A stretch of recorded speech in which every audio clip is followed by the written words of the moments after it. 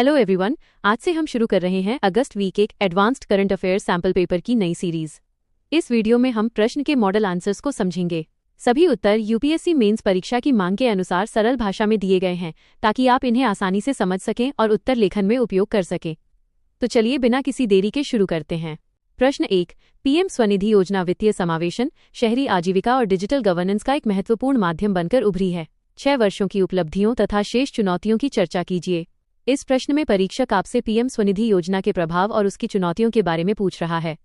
यह योजना वर्ष 2020 में आवास एवं शहरी कार्य मंत्रालय द्वारा शुरू की गई थी। इसका मुख्य उद्देश्य रेहड़ी पटरी विक्रेताओं को बिना गारंटी के कार्यशील पूंजी ऋण उपलब्ध कराना था। समय के साथ ये योजना केवल ऋण देने तक सीमित नहीं रही, बल्कि वित्तीय समावेशन, डिजिटल भुगतान और शहरी आजीविका को भी मजबूत करने लगी। इस योजना के माध्यम से लाखों स्ट्रीट वेंडर्स पहली बार औपचारिक बैंकिंग प्रणाली से जुड़े। उन्हें बिना गारंटी ऋण मिला, बेहतर क्रेडिट हिस्ट्री बनी और व्यवसाय का विस्तार करने का अवसर प्राप्त हुआ। यूपीआई आधारित डिजिटल भुगतान, कैशबैक प्रोत्साहन और डिजिटल वित्तीय साक्षरता ने डिजिटल गवर्नेंस को भी बढ़ावा दिया। साथ ही महिलाओं, अनुसूचित जाति, अनुसूचित जनजाति और अन्य पिछड़ा वर्ग के अनेक विक्रेताओं को आर्थिक सशक्तिकरण मिला। हालांकि कई पात्र विक्रेता अभी भी योजना से बाहर हैं। ऋण की सीमा सीमित है, डिजिटल साक्षरता की कमी, साइबर धोखाधड़ी का खतरा, स्मार्टफोन की सीमित उपलब्धता तथा राज्यों के बीच क्रियान्वयन में अंतर जैसी चुनौतियां अभी भी मौजूद हैं। निष्कर्ष के रूप में कहा जा सकता है कि पीएम स्वनिधि योजना ने स्ट्रीट वेंडर्स को औपचारिक अर्थव्यवस्था का हिस्सा बनाया है, लेकिन सार्वभौमिक पहचान, अधिक ऋण सीमा, डिजिटल साक्षरता और मजबूत स्थानीय निकायों के माध्यम से ही इसका पूर्ण लाभ सुनिश्चित किया जा सकता है। प्रश्न 2, सार्थक पीडीएस योजना भारत की सार्वजनिक वितरण प्रणाली में पारदर्शिता, दक्षता और खाद्य सुरक्षा को किस प्रकार मजबूत करती है? इसके प्रभावी क्रियान्वयन के लिए आवश्यक संस्थागत सुधारों की चर्चा कीजिए। यह प्रश्न खाद्य सुरक्षा और सुशासन दोनों से जुड़ा हुआ है। सार्थक पीडीएस योजना का उद्देश्य सार्वजनिक वितरण प्रणाली को आधुनिक, पारदर्शी और अधिक जवाबदेह बनाना है। इस योजना के अंतर्गत एंड टू एंड डिजिटलीकरण, आधार रिडैक्टेड प्रमाणीकरण, रियल टाइम निगरानी और डिजिटल रिकॉर्ड के माध्यम से राशन वितरण में होने वाली गड़बड़ियों और रिसाव को कम करने का प्रयास किया जा रहा है। इससे खाद्यान्न समय पर लाभार्थियों तक पहुंचता है, भंडारण और वितरण व्यवस्था अधिक कुशल बनती है तथा वास्तविक पात्र लाभार्थियों की पहचान भी बेहतर होती है। हालांकि इसके सफल क्रियान्वयन के लिए कई संस्थागत सुधार आवश्यक हैं। प्रशासनिक क्षमता का विकास, राज्यों के बीच बेहतर समन्वय, आर्टिफिशियल इंटेलिजेंस और जीआईएस आधारित निगरानी, मजबूत साइबर सुरक्षा, डेटा संरक्षण कानून, सामाजिक लेखा परीक्षा, ग्राम सभाओं की भागीदारी और नागरिकों की जागरूकता बढ़ाना आवश्यक है। निष्कर्ष के रूप में कहा जा सकता है कि यदि तकनीक और सुशासन का प्रभावी समन्वय किया जाए तो सार्थक पीडीएस भारत की खाद्य सुरक्षा प्रणाली को अधिक पारदर्शी, जवाबदेह और प्रभावी बना सकता है। प्रश्न 3, अनुच्छेद 142 सर्वोच्च न्यायालय को पूर्ण न्याय सुनिश्चित करने की असाधारण संवैधानिक शक्ति प्रदान करता है। इसके दायरे, सीमाओं और हाल के न्यायिक उपयोग का समालोचनात्मक परीक्षण कीजिए। यह प्रश्न भारतीय संविधान और न्यायपालिका से जुड़ा अत्यंत महत्वपूर्ण प्रश्न है। अनुच्छेद 142 सर्वोच्च न्यायालय को ऐसी परिस्थितियों में आवश्यक आदेश पारित करने की शक्ति देता है जहां पूर्ण न्याय सुनिश्चित करना आवश्यक हो। इसका उद्देश्य कानून की कमियों को दूर करना और न्याय के व्यापक सिद्धांतों की रक्षा करना है। इस शक्ति के माध्यम से सर्वोच्च न्यायालय ने मौलिक अधिकारों की रक्षा, पर्यावरण संरक्षण, जनहित याचिकाओं, संस्थागत सुधारों और शासन संबंधी कई महत्वपूर्ण मामलों में प्रभावी निर्देश दिए हैं। लेकिन यह शक्ति असीमित नहीं है। न्यायालय संविधान में संशोधन नहीं कर सकता, मौलिक अधिकारों का उल्लंघन नहीं कर सकता और मूल संरचना सिद्धांत का पालन करना अनिवार्य है। साथ ही न्यायपालिका को विधायिका और कार्यपालिका के अधिकार क्षेत्र का सम्मान करना चाहिए, अन्यथा न्यायिक अतिक्रमण की आशंका उत्पन्न हो सकती है। निष्कर्ष के रूप में कहा जा सकता है कि अनुच्छेद 142 भारतीय न्यायपालिका का एक अत्यंत शक्तिशाली संवैधानिक साधन है, लेकिन इसकी प्रभावशीलता न्यायिक संयम और संवैधानिक संतुलन बनाए रखने पर ही निर्भर करती है। प्रश्न 4, सर्वोच्च न्यायालय द्वारा लंबित राजद्रोह मामलों को पुनः शुरू किए जाने से राष्ट्रीय सुरक्षा और नागरिक स्वतंत्रता के बीच संतुलन पर बहस फिर से तेज हो गई है। चर्चा कीजिए। यह प्रश्न संविधान, आंतरिक सुरक्षा और मौलिक अधिकारों से जुड़ा हुआ है। राजद्रोह कानून लंबे समय से राष्ट्रीय सुरक्षा और अभिव्यक्ति की स्वतंत्रता के बीच संतुलन का विषय रहा है। हाल के न्यायिक घटनाक्रमों के बाद यह बहस फिर से चर्चा में आ गई है। राजद्रोह कानून का उद्देश्य भारत की संप्रभुता, अखंडता, सार्वजनिक व्यवस्था और आंतरिक सुरक्षा की रक्षा करना है। ये हिंसक विद्रोह, आतंकवाद और राष्ट्र विरोधी गतिविधियों को रोकने में सहायक माना जाता है। दूसरी ओर यह चिंता भी व्यक्त की जाती है कि इस कानून का दुरुपयोग वैध आलोचना, असहमति, पत्रकारिता और अभिव्यक्ति की स्वतंत्रता को दबाने के लिए किया जा सकता है। कम दोष सिद्धि दर, लंबी न्यायिक प्रक्रिया और मनमाने उपयोग की आशंकाएं भी गंभीर प्रश्न खड़े करती हैं। इसलिए आवश्यक है कि कानून की स्पष्ट और सीमित व्याख्या हो, न्यायिक निगरानी मजबूत की जाए, वैध आलोचना की रक्षा सुनिश्चित की जाए और राष्ट्रीय सुरक्षा के साथ साथ संवैधानिक स्वतंत्रताओं का भी समान रूप से सम्मान किया जाए। निष्कर्ष के रूप में कहा जा सकता है कि भारत को ऐसा संतुलित दृष्टिकोण अपनाना होगा जहां राष्ट्रीय सुरक्षा भी सुरक्षित रहे और लोकतांत्रिक अधिकार भी पूरी तरह संरक्षित रहें। प्रश्न 5। डिजिटल युग में न्यायिक मर्यादा संवैधानिक महत्व का विषय क्यों बन गई है? न्यायाधीशों द्वारा डिजिटल प्लेटफॉर्म के उपयोग के लिए आवश्यक नैतिक सिद्धांत सुझाइए। इस प्रश्न में परीक्षक आपसे न्यायपालिका और डिजिटल युग के बीच संबंध को समझाने के लिए कह रहा है।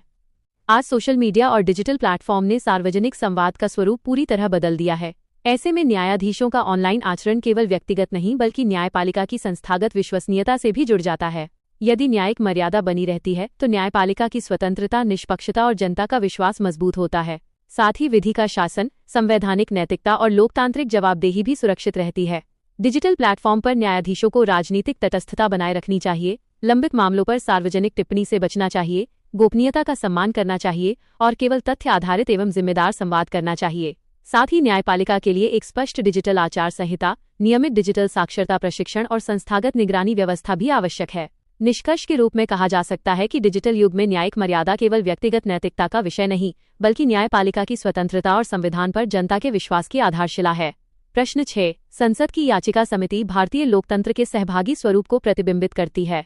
विधायी जवाबदेही और नागरिक भागीदारी को मजबूत करने में इसकी भूमिका स्पष्ट कीजिए। यह प्रश्न संसद और लोकतांत्रिक शासन से जुड़ा हुआ है। याचिका समिति लोकसभा और राज्यसभा की एक महत्वपूर्ण संसदीय समिति है। ये नागरिकों को अपनी शिकायतें, सुझाव और नीतिगत मुद्दे सीधे संसद के समक्ष रखने का औपचारिक अवसर प्रदान करती है। यह समिति जनता की शिकायतों की जांच करती है, सरकारी नीतियों के क्रियान्वयन की समीक्षा करती है और आवश्यक सुधारों की सिफारिश करती है। इससे कार्यपालिका की जवाबदेही बढ़ती है और संसद की निगरानी भूमिका मजबूत होती है। साथ ही ये नागरिकों की प्रत्यक्ष भागीदारी, समावेशी शासन, पारदर्शिता और नीति निर्माण में जनमत को बढ़ावा देती है। हालांकि इसकी सिफारिशें बाध्यकारी नहीं होती, जन जागरूकता कम है और कई मामलों में कार्रवाई में देरी भी देखने को मिलती है। इसलिए डिजिटल याचिका प्रणाली, समयबद्ध कार्रवाई, बेहतर निगरानी और व्यापक जन जागरूकता आवश्यक है।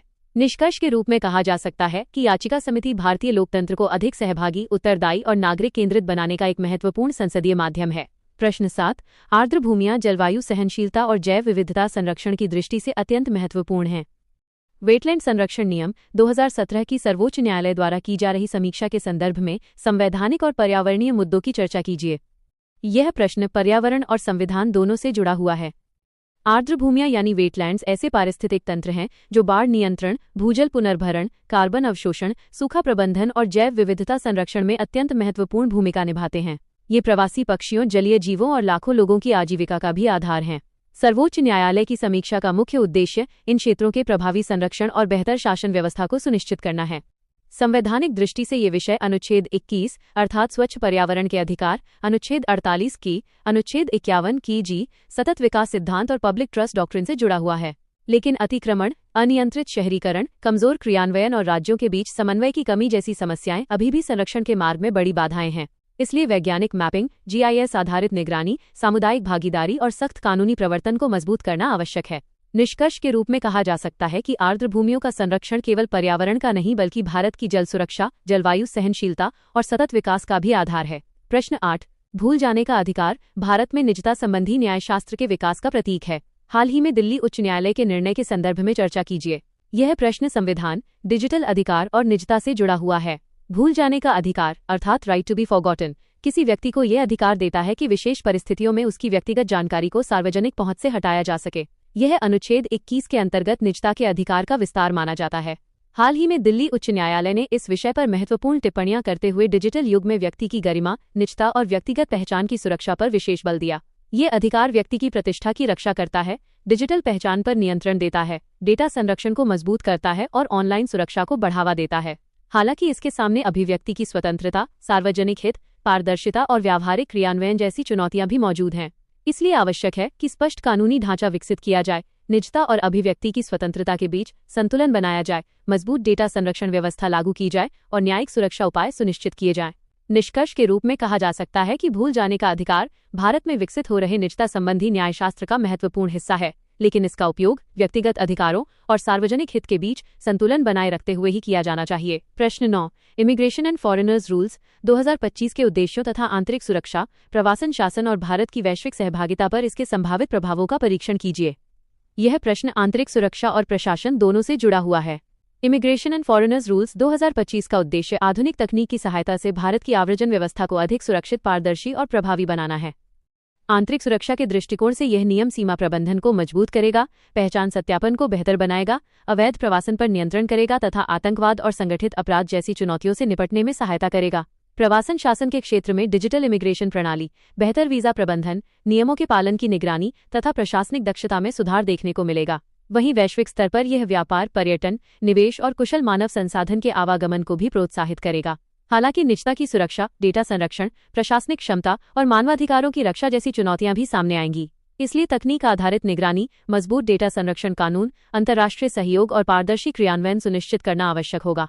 निष्कर्ष के रूप में कहा जा सकता है कि यदि इन नियमों का संतुलित और प्रभावी ढंग से पालन किया जाए तो भारत की सुरक्षा, सुशासन और वैश्विक प्रतिस्पर्धात्मकता तीनों को नई मजबूती मिलेगी। प्रश्न 10 त्रिभाषा सूत्र पर चल रही बहस राष्ट्रीय एकीकरण और भाषाई विविधता के बीच संतुलन को दर्शाती है। नागालैंड के विशेष संदर्भ में चर्चा कीजिए। यह प्रश्न शिक्षा, संघवाद और सांस्कृतिक विविधता से जुड़ा हुआ है। त्रिभाषा सूत्र का उद्देश्य बहुभाषी शिक्षा को बढ़ावा देना, राष्ट्रीय एकता को मजबूत करना तथा क्षेत्रीय भाषाओं का संरक्षण करना है। इससे राज्यों के बीच संवाद बढ़ता है, सांस्कृतिक आदान प्रदान होता है, विद्यार्थियों के बौद्धिक विकास में सहायता मिलती है और रोजगार के अवसर भी बढ़ते हैं। लेकिन नागालैंड जैसे राज्यों में अनेक जनजातीय भाषाएं बोली जाती हैं। यहाँ स्थानीय भाषाओं का संरक्षण, प्रशिक्षित शिक्षकों की कमी, अध्ययन सामग्री का अभाव तथा भाषाओं के मानकीकरण जैसी चुनौतियां मौजूद हैं। साथ ही राज्यों की सांस्कृतिक स्वायत्तता और सहकारी संघवाद की भावना का भी सम्मान करना आवश्यक है। इसलिए त्रिभाषा सूत्र को लचीले ढंग से लागू किया जाना चाहिए। मातृभाषा आधारित शिक्षा, शिक्षक प्रशिक्षण, डिजिटल शिक्षण सामग्री और राज्यों की आवश्यकताओं के अनुरूप नीति निर्माण पर विशेष ध्यान देना होगा। निष्कर्ष के रूप में कहा जा सकता है कि राष्ट्रीय एकता तभी मजबूत होगी जब भारत अपनी भाषाई और सांस्कृतिक विविधता का सम्मान करते हुए समावेशी भाषा नीति अपनाए। प्रश्न 11 ड्रोन के बढ़ते उपयोग ने युद्ध और आंतरिक सुरक्षा की प्रकृति को बदल दिया है। भारत के सामने उभरते ड्रोन खतरों का विश्लेषण करते हुए एक व्यापक काउंटर ड्रोन रणनीति सुझाइए। यह प्रश्न आंतरिक सुरक्षा और रक्षा के लिए अत्यंत महत्वपूर्ण है। आज ड्रोन तकनीक ने पारंपरिक युद्ध को तकनीक आधारित असममित युद्ध में बदल दिया है। कम लागत, अधिक सटीकता और आसान उपलब्धता के कारण ड्रोन भारत के लिए नई सुरक्षा चुनौती बन गए हैं। सीमा क्षेत्रों में हथियारों और नशीले पदार्थों की तस्करी, निगरानी, घुसपैठ में सहायता तथा आतंकवादी गतिविधियों में ड्रोन का उपयोग लगातार बढ़ रहा है। इसके अलावा स्वार्म ड्रोन सटीक हमले, महत्वपूर्ण प्रतिष्ठानों पर खतरा, साइबर हमले, जीपीएस स्पूफिंग और औद्योगिक जासूसी जैसी चुनौतियां भी तेजी से सामने आ रही हैं। भारत ने drone rules 2021, anti drone system, स्वदेशी ड्रोन निर्माण और रक्षा आधुनिकीकरण जैसे महत्वपूर्ण कदम उठाए हैं। लेकिन आगे बढ़ते हुए रडार आधारित पहचान प्रणाली, आर्टिफिशियल इंटेलिजेंस आधारित निगरानी, जैमिंग तकनीक, निर्देशित ऊर्जा हथियार, सख्त लाइसेंसिंग व्यवस्था, जियो फेंसिंग, एकीकृत कमांड सेंटर, मजबूत खुफिया समन्वय तथा स्वदेशी अनुसंधान को और मजबूत करना होगा। निष्कर्ष के रूप में कहा जा सकता है कि भारत को तकनीक, कानून और खुफिया तंत्र को एक साथ जोड़ते हुए व्यापक काउंटर ड्रोन रणनीति विकसित करनी होगी, तभी राष्ट्रीय सुरक्षा को प्रभावी रूप से मजबूत किया जा सकेगा। प्रश्न 12 क्रिटिकल नेशनल इंफ्रास्ट्रक्चर साइबर हमलों, हाइब्रिड युद्ध और उभरती तकनीकों के प्रति लगातार अधिक संवेदनशील होता जा रहा है। भारत की तैयारी का परीक्षण कीजिए तथा राष्ट्रीय लचीलापन बढ़ाने के उपाय सुझाइए। यह प्रश्न साइबर सुरक्षा और राष्ट्रीय सुरक्षा दोनों से जुड़ा हुआ है। क्रिटिकल नेशनल इंफ्रास्ट्रक्चर में ऊर्जा, बैंकिंग, दूरसंचार, परिवहन, स्वास्थ्य और रक्षा जैसी महत्वपूर्ण व्यवस्थाएं शामिल होती हैं। इन पर किसी भी प्रकार का हमला देश की सुरक्षा, अर्थव्यवस्था और जनजीवन को गंभीर रूप से प्रभावित कर सकता है। आज रैंसमवेयर, डेटा चोरी, स्टेट प्रायोजित साइबर हमले, सूचना युद्ध, ड्रोन हमले, आर्टिफिशियल इंटेलिजेंस आधारित साइबर हमले, आईओटी कमजोरियां और डीप फेक जैसी नई चुनौतियां तेजी से बढ़ रही हैं। भारत ने NCIIPC, सर्टेन राष्ट्रीय साइबर सुरक्षा नीति, रक्षा साइबर एजेंसी, सूचना प्रौद्योगिकी अधिनियम तथा नियमित साइबर ऑडिट जैसी व्यवस्थाएं विकसित की हैं। फिर भी प्रशिक्षित मानव संसाधन की कमी, एजेंसियों के बीच समन्वय की समस्या, पुराना डिजिटल ढांचा और निजी क्षेत्र की कमजोर साइबर सुरक्षा जैसी चुनौतियां बनी हुई हैं। इसलिए zero trust architecture, artificial intelligence आधारित खतरा पहचान प्रणाली, मजबूत एन्क्रिप्शन, स्वदेशी तकनीक, एकीकृत साइबर कमांड, सार्वजनिक निजी साझेदारी, वास्तविक समय में खुफिया सूचना साझा करना, साइबर कौशल विकास तथा नियमित अभ्यासों को प्राथमिकता देनी होगी। निष्कर्ष के रूप में कहा जा सकता है कि केवल साइबर हमलों को रोकना ही पर्याप्त नहीं है, बल्कि भारत को ऐसा मजबूत और लचीला तंत्र विकसित करना होगा जो किसी भी संकट के बाद भी तेजी से सामान्य स्थिति में लौट सके। प्रश्न 13 प्रस्तावित असम समान नागरिक संहिता विधेयक 2026 ने संवैधानिक नैतिकता, सांस्कृतिक विविधता और सहकारी संघवाद पर बहस को पुनः जीवित कर दिया है। समालोचनात्मक परीक्षण कीजिए। यह प्रश्न भारतीय संविधान और संघीय व्यवस्था से जुड़ा हुआ है। समान नागरिक संहिता अर्थात यूनिफॉर्म सिविल कोड का उद्देश्य सभी नागरिकों के लिए धर्म से परे एक समान नागरिक कानून लागू करना है। असम में प्रस्तावित यूनिफॉर्म सिविल कोड विधेयक ने समानता और सांस्कृतिक विविधता के बीच संतुलन पर नई बहस शुरू कर दी है। संवैधानिक दृष्टि से यह अनुच्छेद 14, अनुच्छेद 15 और अनुच्छेद 44 से जुड़ा विषय है। इसका उद्देश्य लैंगिक समानता, सामाजिक न्याय, संवैधानिक नैतिकता और राष्ट्रीय एकीकरण को बढ़ावा देना है।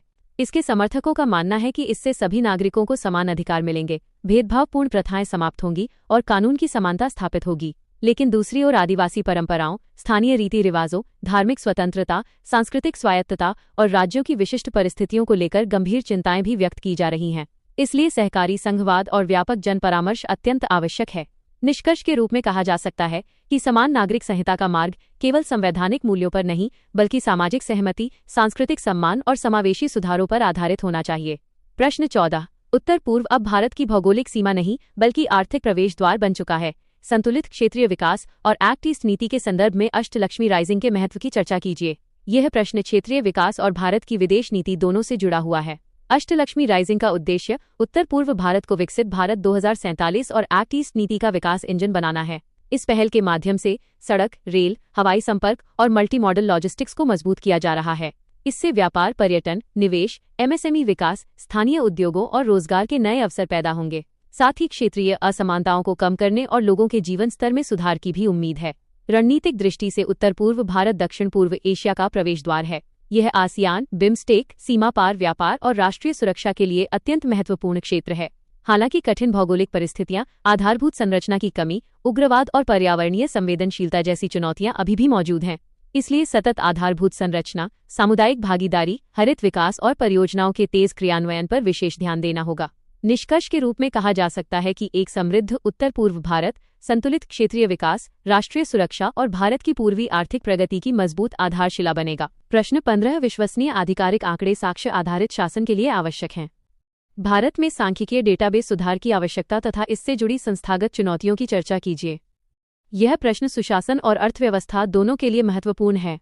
विश्वसनीय आंकड़े किसी भी सरकार के लिए नीति निर्माण, संसाधनों के उचित वितरण और योजनाओं के मूल्यांकन का आधार होते हैं। यदि आंकड़े सही नहीं होंगे तो नीति निर्माण भी प्रभावी नहीं हो पाएगा।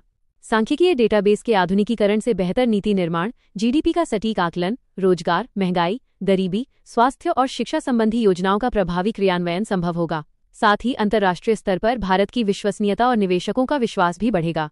लेकिन असंगत आंकड़े, समय पर डेटा उपलब्ध न होना, विभिन्न विभागों के बीच समन्वय की कमी, सीमित संस्थागत स्वायत्तता, तकनीकी क्षमता की कमी, डेटा सुरक्षा और साइबर जोखिम जैसी चुनौतियां अभी भी मौजूद हैं। इसलिए नेशनल स्टैटिस्टिकल ऑफिस की स्वायत्तता को मजबूत करना, एकीकृत डेटा प्रणाली विकसित करना, मानकीकृत पद्धति अपनाना तथा आधुनिक तकनीक और क्षमता निर्माण पर विशेष ध्यान देना आवश्यक है। निष्कर्ष के रूप में कहा जा सकता है कि विश्वसनीय आंकड़े केवल सूचना नहीं बल्कि लोकतांत्रिक शासन और सतत विकास की मजबूत आधारभूत संरचना है। प्रश्न 16। भारतीय रिजर्व बैंक द्वारा रिकॉर्ड अधिशेष राशि का हस्तांतरण केंद्र सरकार को वित्तीय अवसर प्रदान करता है, लेकिन इससे व्यापक आर्थिक चिंताएं भी उत्पन्न होती हैं। विश्लेषण कीजिए। यह प्रश्न भारतीय अर्थव्यवस्था और मौद्रिक नीति से जुड़ा हुआ है। भारतीय रिजर्व बैंक अधिनियम 1934 की धारा 47 के अंतर्गत रिजर्व बैंक अपनी अधिशेष आय केंद्र सरकार को हस्तांतरित करता है। हाल ही में रिकॉर्ड अधिशेष राशि मिलने से सरकार को अतिरिक्त वित्तीय संसाधन प्राप्त हुए हैं।